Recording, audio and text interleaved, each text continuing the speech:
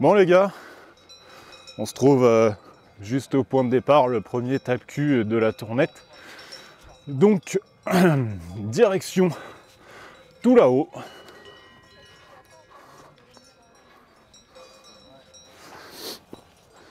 On va se retrouver donc au premier point de replat qui est le refuge qui se situe à peu près 25%, 30% du parcours. Donc voilà, je vous laisse me suivre pour une bonne ascension.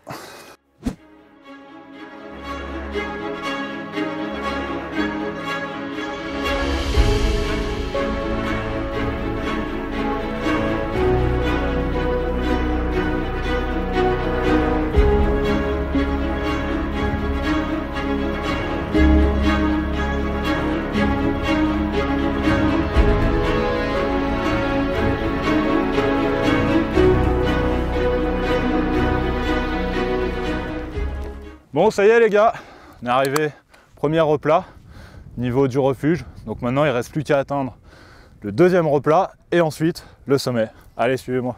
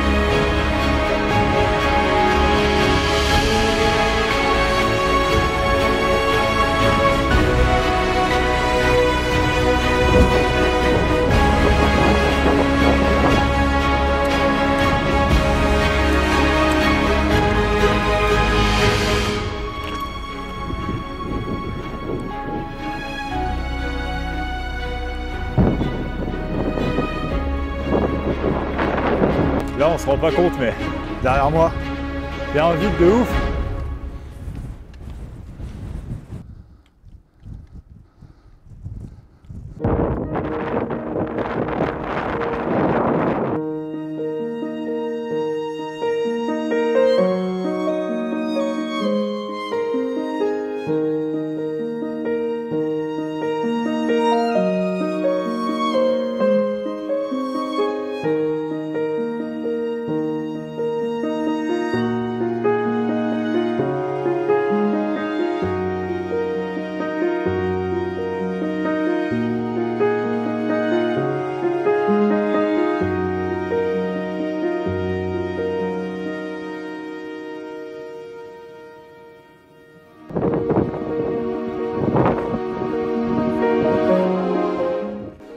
Petite impression pour l'histoire de rando?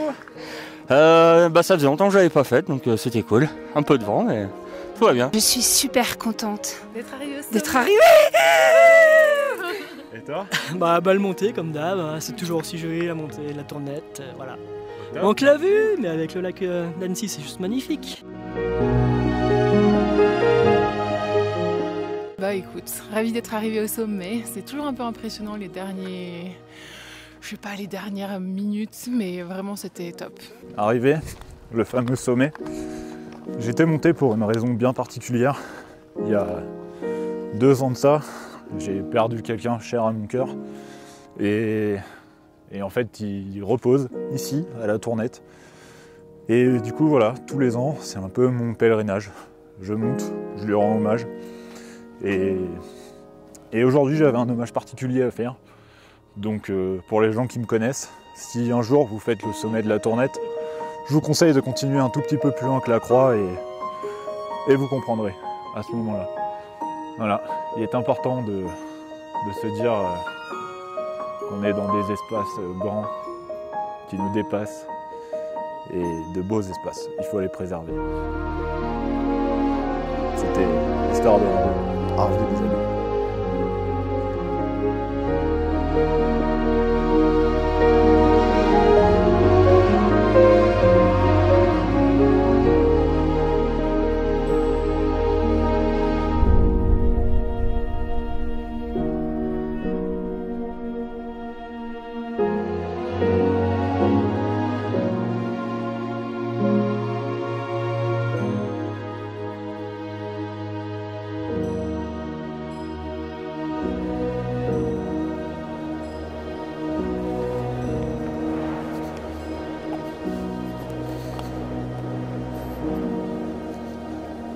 Bon, on est sur la phase de redescente là. Ça fait l'occasion de parler avec vous d'un point important.